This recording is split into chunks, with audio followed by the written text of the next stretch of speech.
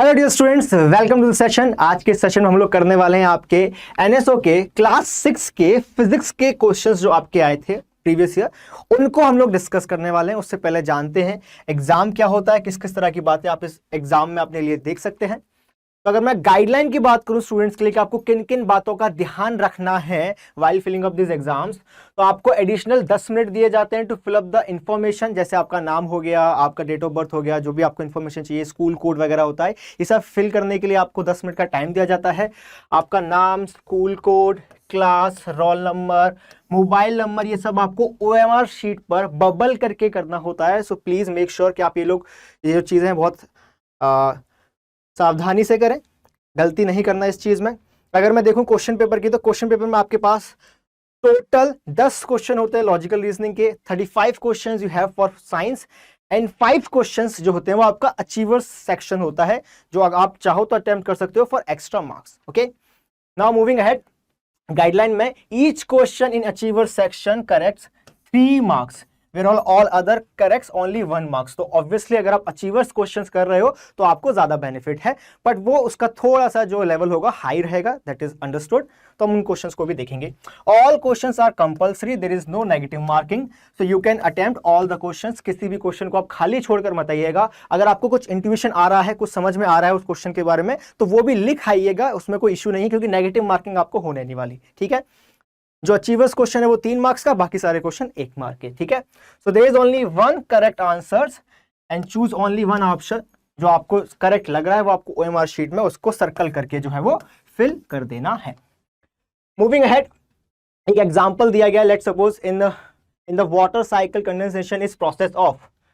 Water cycle में condensation is process of what. 4 option दिए जाएंगे आपको इस तरह से, इसमें से आपको जो सही लग रहा है, let's suppose correct answer here is option B, तो आपको क्या करना है, ऑप्शन बी पर सिर्फ आपको ऐसे ब्लैक जो आपको पेंसिल होगा उससे आपको बहुत अच्छे से करना है, सो दैट ये बाहर बबल के ना आए, और इवनली जो OMR शीट है वो आपको फिल करनी है। ठीक है, रफ पेपर आपको दिया जाएगा, ब्लैंक स्पेस प्रोवाइड होगा बुकलेट में, वो आप यूज कर सकते हैं। OMR शीट आपको वापस करनी है इन्विजिलेटर को, एंड जो आपके पर्सनल इंफॉर्मेशन है उसको एक बार दोबारा से आप क्रॉस चेक कर लीजिएगा अटेम्प्ट कंप्लीट करने से पहले। Now let's start with the NSO previous year question paper 21-22 session. ठीक है, फर्स्ट क्वेश्चन हम लोग साइंस सेक्शन में देख रहे हैं, फिजिक्स के क्वेश्चन को इस सेशन में हम लोग देखेंगे। आपको एक सर्किट दिया गया है, यहाँ पे बोला गया है an electrical circuit is shown in the figure where the switch S, this is my switch S, is opened. Which of the following lamps will switch off? Open करने का मतलब क्या है? When I open a switch, it basically means you are disconnecting that switch from the circuit, and when you close the switch, you connect that switch to the circuit. So this is my open circuit. Open switch mean disconnected,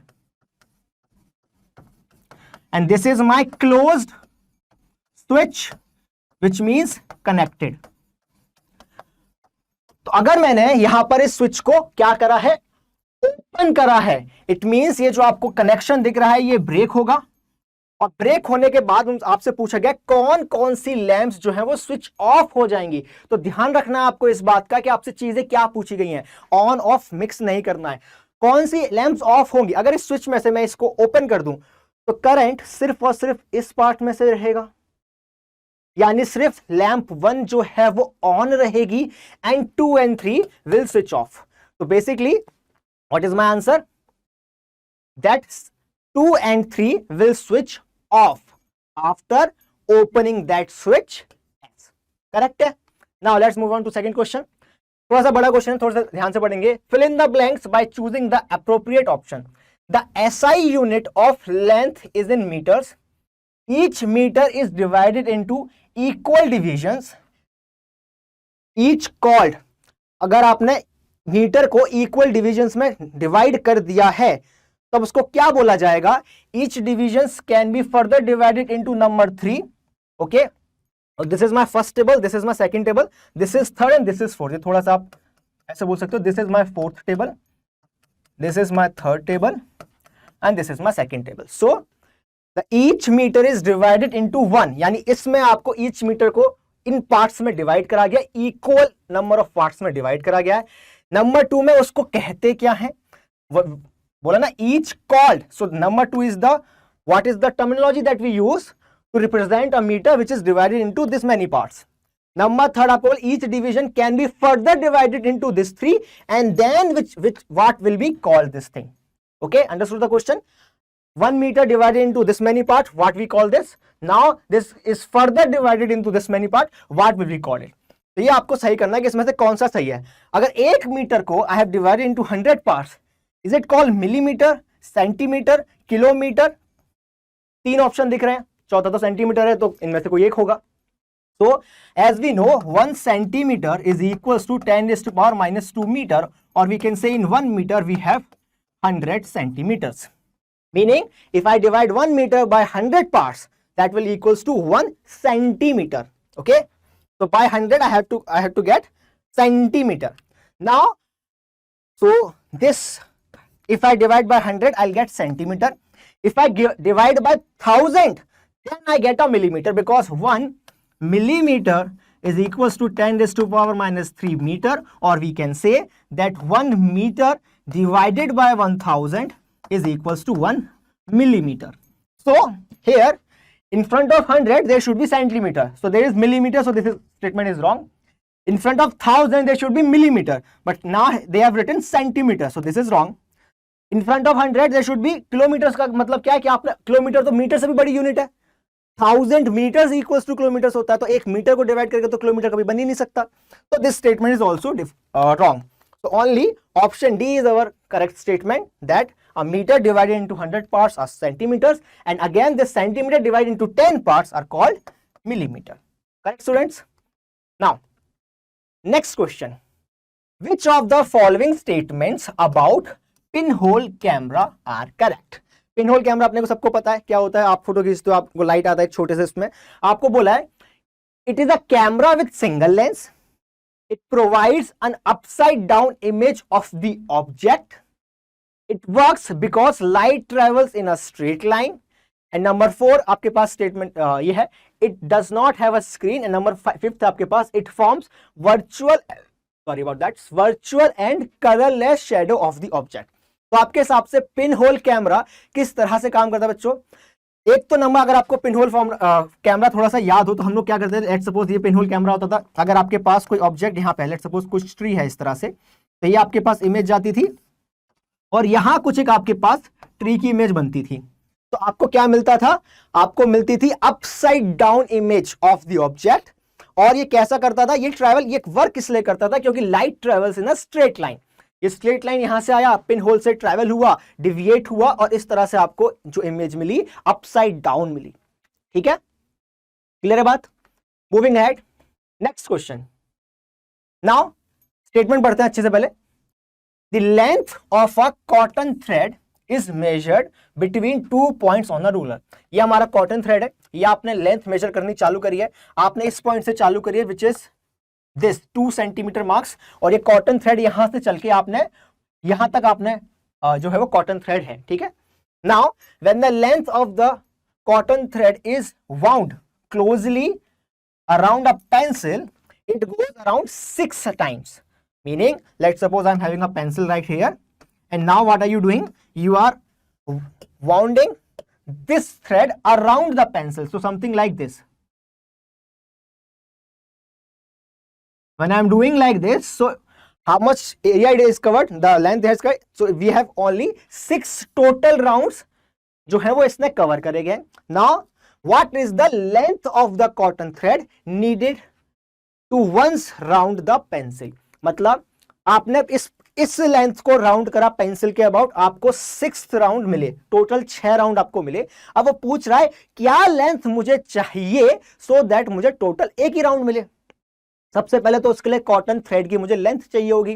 sir initial point 14.1 पर ये आपका ये location जो है ये है 14.1 centimetres, और जहां से आपने स्टार्ट करा है ये लोकेशन है 2.0 सेंटीमीटर. तो अगर मैं लेंथ की बात करूं तो लेंथ होगा final coordinate minus initial coordinate, तो हम बोलेंगे 14.1 centimetre minus 2, basically meaning 12.1 centimetre. This is the total length of the thread. Now ये thread will be used to cover 6 round. Now I needed the length of 1 round. तो मैं इस पूरे को basically divide by 6 करूंगा, so the length that you need to round 1, so this will be equals to 12.1 centimeters divided by 6. Simple. So we'll have our answer 2.03. Okay? Approximated answer 2.03. Exactly तो होगा नहीं divide, लेकिन approximated answer वही मिल जाएगा अपने को, ठीक है? Moving ahead. एक बार इस डायग्राम को देखते हैं। यहाँ पे इस क्वेश्चन में थोड़ा ध्यान से पढ़ना, आपको डायग्राम दिया गया है कि एक टॉर्च का, जो अपने पास घर में यूज करते हैं, that torch diagram is been represented here. इसमें क्या बोला, आपको आइडेंटिफाई करना है parts of the torch and then choose the option which correctly gives the function of that part. सबसे पहले तो पार्ट बताओ क्या है और फिर बताओ वो पार्ट करता क्या है, ठीक है। नंबर 1 आपसे बोला गया है, नंबर 1 कौन सा वाला, ये वाला पार्ट। अगर आप ध्यान से देखो इसको, तो ये जो पार्ट है ये, इसको उन्होंने बोला है नंबर 1, ठीक है। तो नंबर 1 को बोल रहे हैं this part is attached so that the light from the torch covers a smaller distance.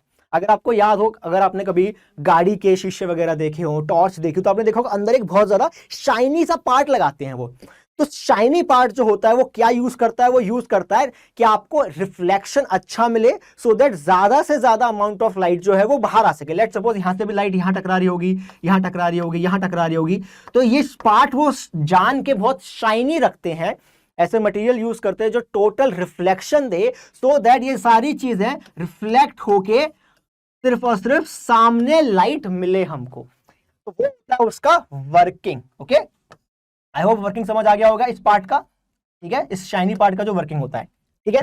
Number 2 बोला है, नंबर 2 कौन सा बच्चा आपका, नंबर 2 है दिस पार्ट, ये ऊपर जो आपको स्विच दिखता है ना, इसको उन्होंने बोला है number 2, this thing they are saying कि दिस इज नंबर 2, ओके। और नंबर 2 को बोल रहे हैं मेक्स और ब्रेक द सर्किट।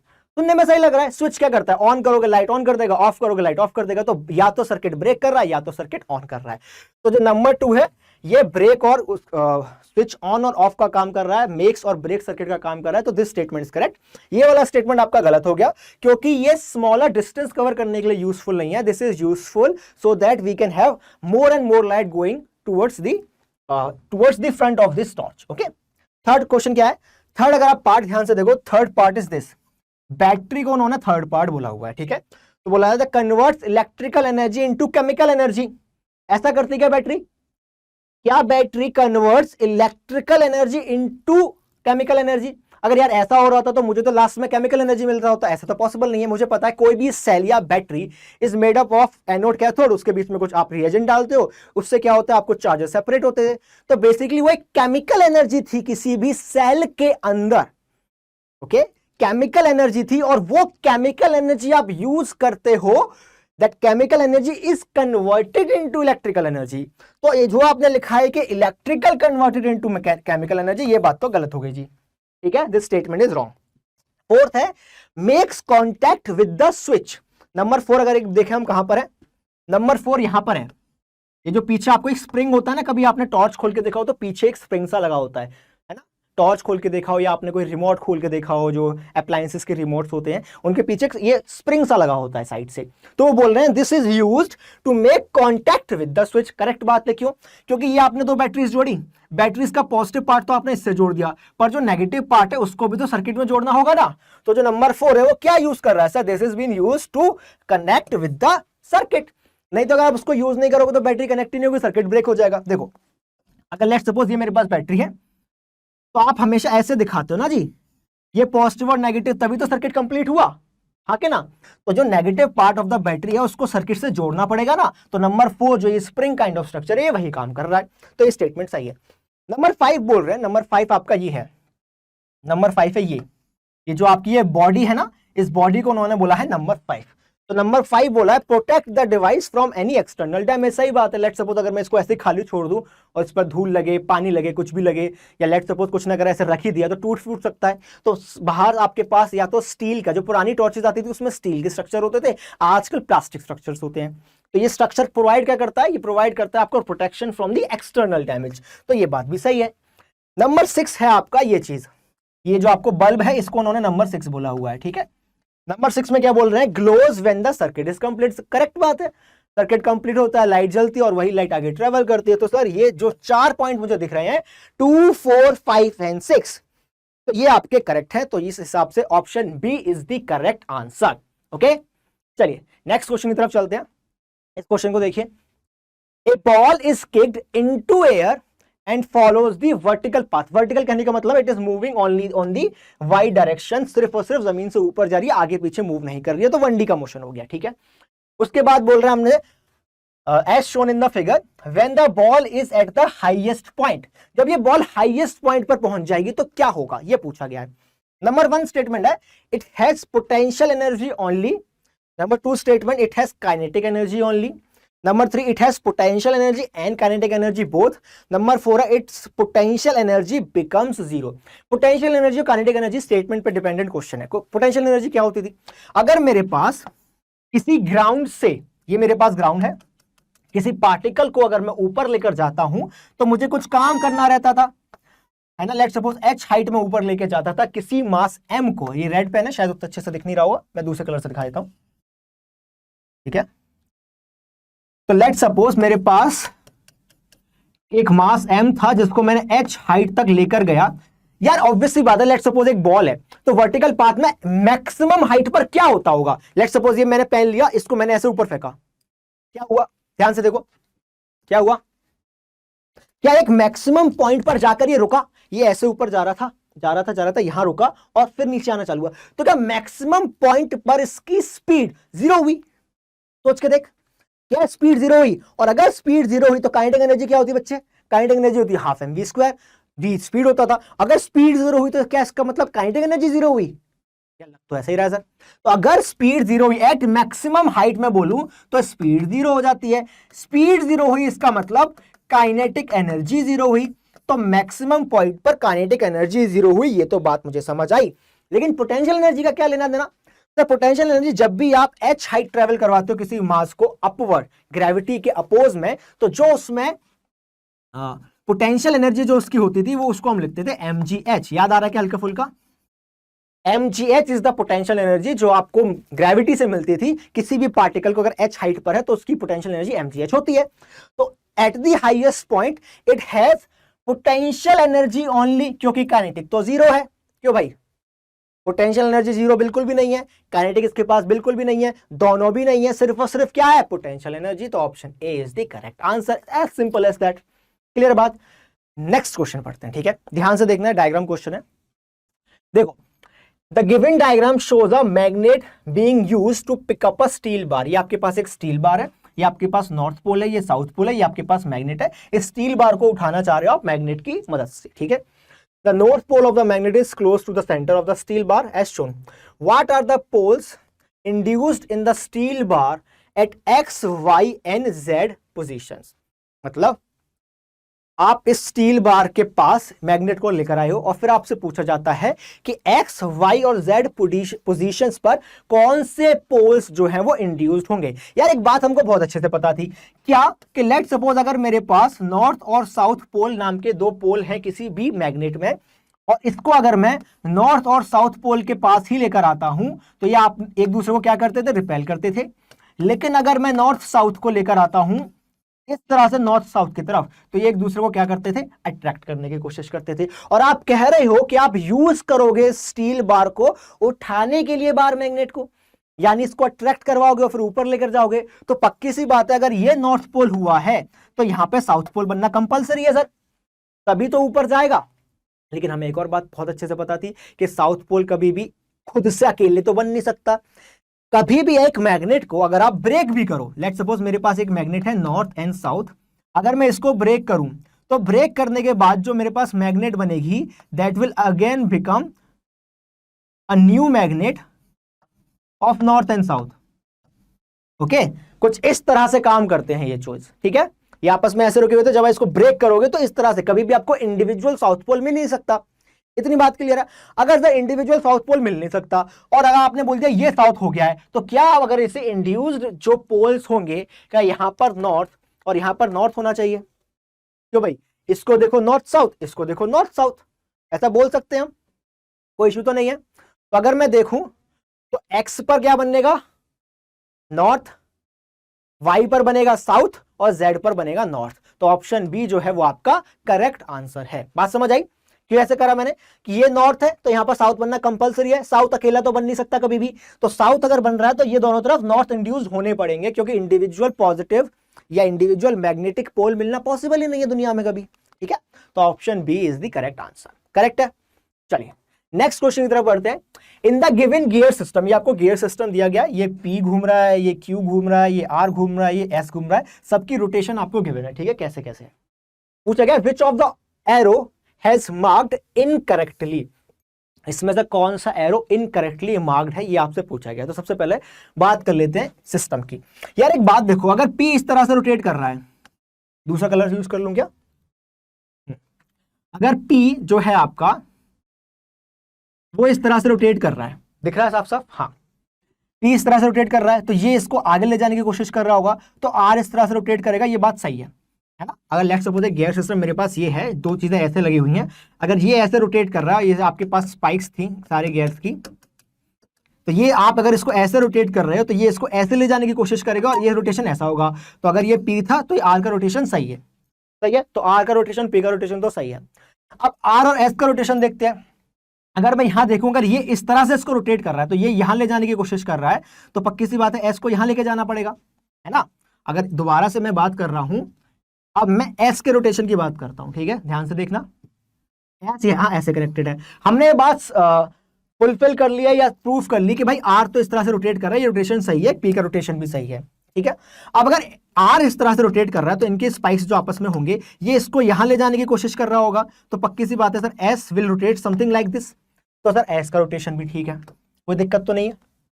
अगर मैं Q के रोटेशन की बात करूं, Q का रोटेशन अगर मैं देखूं तो R इस तरफ जाने की कोशिश करेगा बच्चे, अगर R इस तरफ जाने की कोशिश कर रहा है तो Q को इस तरफ जाना चाहिए था, पर Q उसके अपोजिट डायरेक्शन में दिखाई दे रहा है। इसका बेसिक सा मतलब है कि इनकरेक्ट रोटेशन जिस चीज का हो रहा है that is option B Q। Okay, जो Q गियर है आपका वो इनकरेक्टली रोटेट हो रहा है, क्योंकि अगर मैं यहां से देखूं तो R को इस डायरेक्शन में जा रहा था, तो अपोजिट डायरेक्शन में पॉइंट ऑफ कांटेक्ट पे जाना चाहिए, इसको इस डायरेक्शन में, ये इसको यहीं लेके जाना चाहेगा तो इसको इस तरह से रोटेट करना चाहिए, है ना, ये ऐसे जाएगा तो इसे ऐसा जाना चाहिए था, लेकिन ये इसके अपोजिट डायरेक्शन में जा रहा है, इसलिए Q इनकरेक्टली मार्क्ड है।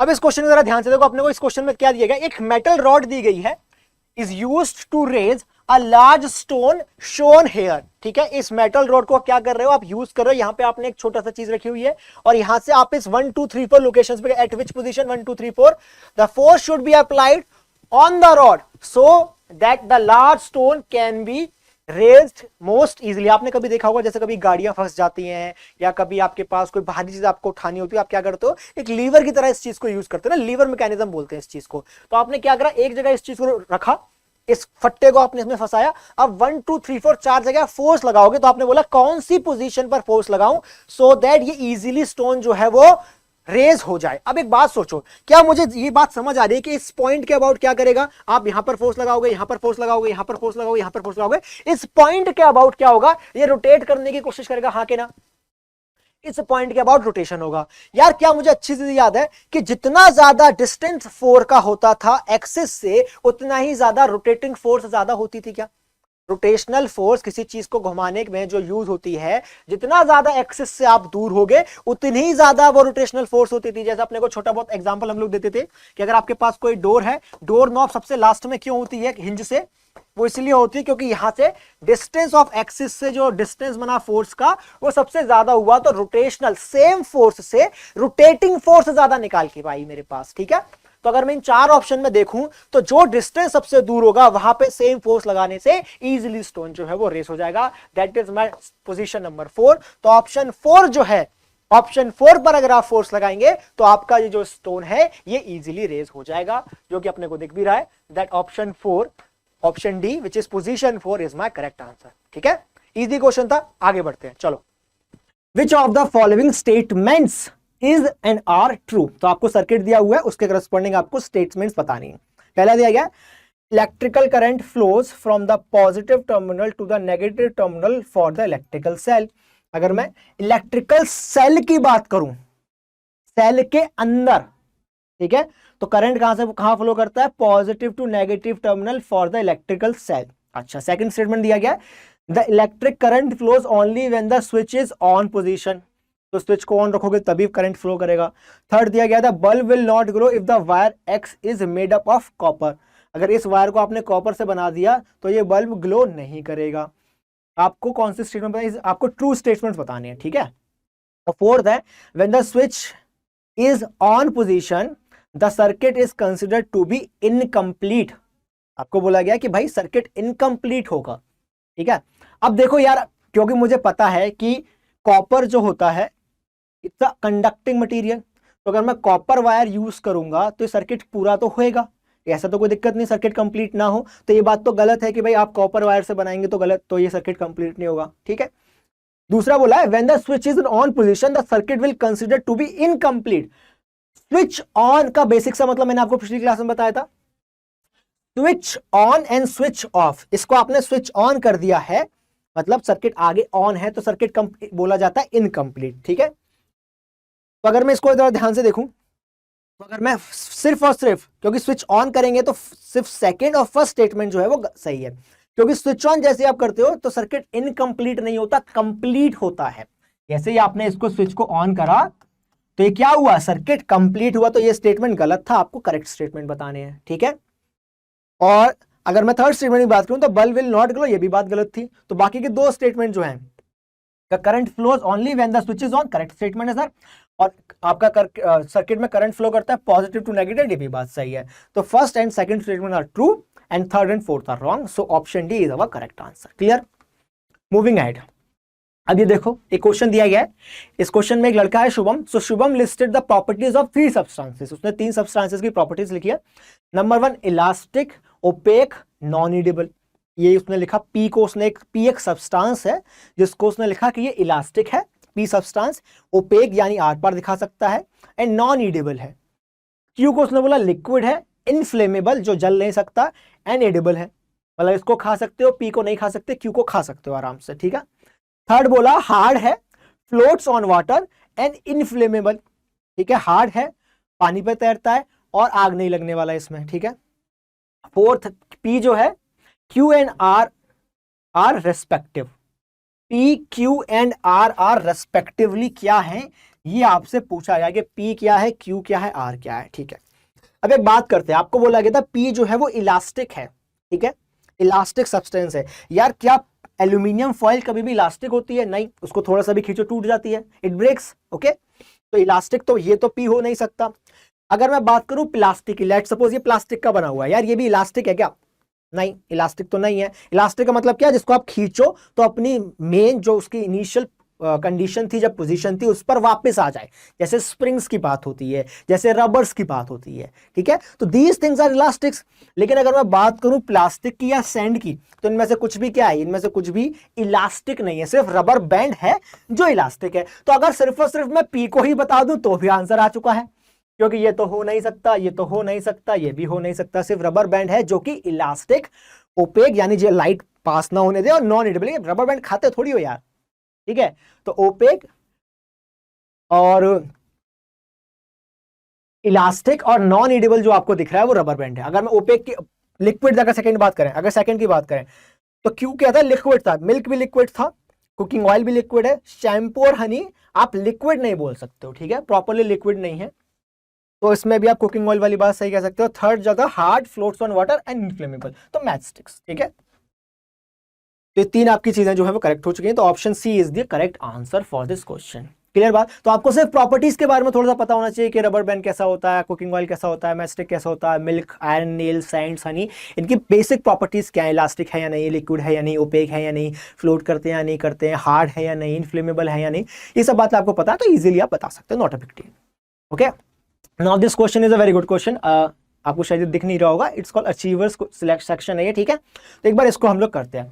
देखो एक सर्किट दिया गया है आपको, ठीक है, 4 सर्किट दिए गए हैं आपको, ठीक है, और आपसे पूछा गया है the correct option for the brightest bulb is in increasing order is. आपको 4 ऑप्शन दिए गए, आपको बताना है कि बल्ब सबसे ज्यादा ब्राइट कब जलेगा, इसको बताना है आपको कि बल्ब सबसे ज्यादा ब्राइट किस ऑप्शन में जलने वाला है, इसकी बात आपको करनी है, ठीक है।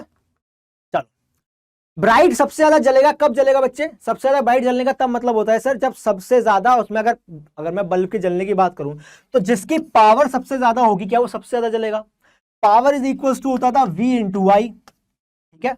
तो बल्ब के अक्रॉस पोटेंशियल ड्रॉप जो है और जो इसका करंट है इसके करस्पॉन्डिंग आप बता सकते हो कि सबसे ज्यादा किसके पास पावर कौन सबसे ज्यादा जलेगा, ठीक है। जैसे आपने बल्ब देखे होंगे तो उसके ऊपर एक रीडिंग भी लिखी होती है 10 वॉट, 5 वॉट, 50 वॉट, 100 वॉट, है ना। तो पावर डिपेंडेंट आपको पता चलता है कि कोई चीज कितना ज्यादा तेज जलेगी, ठीक है। इंक्रीजिंग ऑर्डर में आपको ब्राइटनेस बतानी है, तो पावर रिलेटेड है। अगर मैं इसको देखूं तो यहाँ पे 3 बल्ब सीरीज में दिए गए हैं, 3 जो सेल्स हैं सीरीज में दिए गए। तो टोटल पोटेंशियल की अगर मैं बात करूं यहाँ पे P तो हो जाएगा 3V, सॉरी टोटल पोटेंशियल या टोटल बैटरी जो आपने अप्लाई कर रखी है यहाँ पे, तो V की वैल्यू हो गई, अगर इंडिविजुअल सेल की 3 मानता हूं तो ये 3V हो जाएगा, V1 बोल देता हूं इसको, ठीक है। अज्यूम करते हैं कि इस जो बल्ब है इसका रेजिस्टेंस जो है वो फिक्स है, ठीक है। इसी सेम चीज को आप कैसे लिख सकते हो? P is equals to V I तो होता ही था, इसके अलावा V is equals to I R भी होता था। हम इसको लिख सकते थे आई आर इंटू आई, यानी आई स्क्वायर इंटू आर। एक फॉर्मूला आप ये यूज कर सकते हो पावर के लिए। इसके अलावा आप एक और फॉर्मूला क्या यूज सकते हैं? हम अगर हम आई को रिप्लेस कर दें V is equals to I R, Ohm's law हमको पता है हल्का हल्का, तो इस चीज को आप कर सकते हो V is equals to I R, तो I is equals to V by R से हम लिख सकते हैं V स्क्वायर अपॉन आर, ठीक है। तो किसी बल्ब पे कितना ज्यादा पोटेंशियल अप्लाइड है उसको स्क्वायर करिए, डिवाइडेड बाय उसका रेजिस्टेंस कितना ज्यादा, आपको कितना कम जितना कम मिलेगा उतनी ज्यादा आपकी पावर होगी। रेजिस्टेंस मिनिमम होना चाहिए, ठीक है, और पावर और वोल्टेज सबसे ज्यादा होना चाहिए। तो ये आपका पावर का ये वाला फॉर्मूला जो है वो हम लोग यूज करने वाले हैं, ठीक है जी। जिसकी जितनी ज्यादा पावर होगी वो उतना ही ज्यादा ब्राइटली जो है वो शाइन करेगा। अगर हम लोग देखें इसमें वोल्टेज कितनी थी? 3 वोल्ट, रेजिस्टेंस है सिर्फ R, ठीक है। तो इसकी पावर हो जाएगी 9V स्क्वायर अपॉन R, ठीक है बच्चे। इसकी पावर की अगर फर्स्ट वाले की पावर की मैं बात करूं तो यह आ जाएगा 9V square upon R। Second वाले की बात करूं तो यहाँ पे पोटेंशियल V है, यहाँ पे पोटेंशियल V है, तो इस पर जो टोटल पोटेंशियल काम कर रहा है वो तो V ही काम करेगा इन दो पॉइंट्स के अबाउट। अगर मैं पोटेंशियल की बात करूं या जो बैटरी जो लग रही है यहाँ पर भी V, यहाँ पर भी V, तो पोटेंशियल तो इसके अक्रॉस जो है वो V ही है। जो बैटरी आपने कनेक्ट करी है इस बल्ब के अक्रॉस वो तो V है, तो V2 की अगर मैं बात करूं इसको 3 है तो ये तो V हो जाएगा। और अगर मैं इसके रेजिस्टेंस की बात करूं तो रेजिस्टेंस तो R ही रहेगा क्योंकि सारे बल्ब आइडेंटिकल है। तो पावर की अगर मैं बात करूं तो ये पावर हो जाएगी आपके पास simply V square upon R, ठीक है। इसकी अगर हम बात करें नंबर 2 की तो यहाँ पे भी सर सेम कहानी। अगर हमें बात करें V2 की तो पोटेंशियल तो फिर से V है, लेकिन यहाँ पे क्योंकि 2 बल्ब इन्होंने आपस में जोड़ रखे हैं तो रेजिस्टेंस डबल हो जाएगा, है ना भाई। रेजिस्टेंस डबल हो जाएगा, सीरीज में जोड़ा हुआ रेजिस्टेंस डबल हो जाएगा, करंट हाफ होगी। तो यहाँ पे अगर मैं रेजिस्टेंस की बात करूँ तो रेजिस्टेंस हो जाएगा 2R, ठीक है। तो यहाँ से पावर जो आ जाएगी वो हो जाएगी V square upon 4R। Clear है कहानी? तो ये हो जाएगा 9V स्क्वायर अपॉन R, ये था V स्क्वायर अपॉन R, ये V स्क्वायर अपॉन 4R। यहाँ पर अगर मैं देखूँ यहाँ पे 2 बैटरी आपने जोड़ा हुआ है, सीरीज में जोड़ा हुआ है, तो यहाँ पे जो आपके पास टोटल बैटरी आपने जोड़ी किसी बल्ब के अक्रॉस वो कितनी जोड़ी बच्चे? वो आपने जोड़ी ट्वाइस ऑफ V। अब क्योंकि ये दोनों बल्ब आपस में पैरेलल में थे तो दोनों के क्रॉस सेम पोटेंशियल है और दोनों का इंडिविजुअल रेजिस्टेंस कितना है सर? R है बेसिकली, R4। तो बेसिकली पावर कितना हो जाएगा दोनों बल्ब का इंडिविजुअल अगर मैं देखूं तो ये आ जाएगा 2V स्क्वायर अपॉन R, जो कि हो जाएगा 4V स्क्वायर अपॉन R, ठीक है। तो ये हो जाएगा 4V स्क्वायर अपॉन R। अब आपको पूछा गया इंक्रीजिंग ऑर्डर में, मतलब जिसकी पावर सबसे कम वो सबसे कम ब्राइटनेस से जल रहा होगा। इन चारों अगर मैं चेक करूं तो ये है 9V स्क्वायर अपॉन R, ये था V स्क्वायर अपॉन R, ये V स्क्वायर बाय 4R और ये 4V स्क्वायर अपॉन R। तो सबसे कम तो ये है, इसकी ब्राइटनेस सबसे कम होगी, इस वाले इन दोनों बल्ब की ब्राइटनेस सबसे कम होगी। उसके बाद ब्राइटनेस होगी इसकी क्योंकि उससे थोड़ी पावर इसकी ज्यादा है। उसके बाद आप जाओगे 4V स्क्वायर अपॉन R पे क्योंकि ये V स्क्वायर बाय R से 4 गुना है, और फिर आप जाओगे 9V स्क्वायर अपॉन R पे क्योंकि इसकी ब्राइटनेस सबसे ज्यादा है। तो इंक्रीजिंग ऑर्डर ऑफ ब्राइटनेस की अगर मैं बात करूं तो वो हो जाएगा 2 3 4 1। That is our answer, 2 3 4 1 is the increasing order of the brightness of the bulb. Okay तो ज्यादा कुछ नहीं चाहिए था अपने को, 2 रिलेशन चाहिए थे कि बैटरी कैसे जुड़ी है, सीरीज या पैरेलल, मतलब साथ में जुड़ी है तो पक्की सी बात है। अगर हमें छोटी छोटी सी बातें याद रहे तो हम आसानी से कर सकते हैं। अगर साथ में जुड़ी है बैटरी तो आपको ध्यान रखना है कि बैटरी का आपस में जो पोटेंशियल होती है, या कह सकता हूँ बैटरी का जो वैल्यू होती है उसके अक्रॉस जो पोटेंशियल ड्रॉप होता है वो ऐड हो जाता है। पैरेलल में सेम बना रहता था। सीरीज में जब रेजिस्टेंस जोड़ते हो तो उनका रेजिस्टेंस बढ़ जाता है और पैरेलल में जोड़ते हो तो घट जाता है। सिंपल सी इतनी सी बात है, ठीक है। आई होप आपको ये सेशन पसंद आया होगा। ऐसे ही आपको इस सेशन को के बारे में अच्छा लगा है या आपको इस एग्जाम के बारे में और बातें जाननी है तो आप हमारी वेबसाइट दैट इज student.myclassroom.digital पे आप लॉग इन कर सकते हैं। वहां पर जाके इन लेक्चर्स को आप देख सकते हैं, ठीक है। हमारे पास एक टैबलेट ऐप है, मतलब आप टैबलेट्स पर भी आपको ये जो एप्लीकेशन है अवेलेबल है। आप वहां पर जाकर यहाँ पर अपना मोबाइल नंबर और पासवर्ड वगैरह डालकर आप लॉगिन कर भी ये वीडियोस वगैरह देख सकते हैं। अगर आपको सेशन पसंद आया है so do go to our social media handles that is Facebook, Instagram, WhatsApp पर आप myclassroom.digital से अगर आपको कोई भी क्वेश्चन या कोई क्वेरी है तो आप वहां पर बोल सकते हैं, ठीक है बच्चों। आई होप आपको सेशन पसंद आया होगा। This is all for this session. Myself Prashant Gupta signing off. Bye, take care.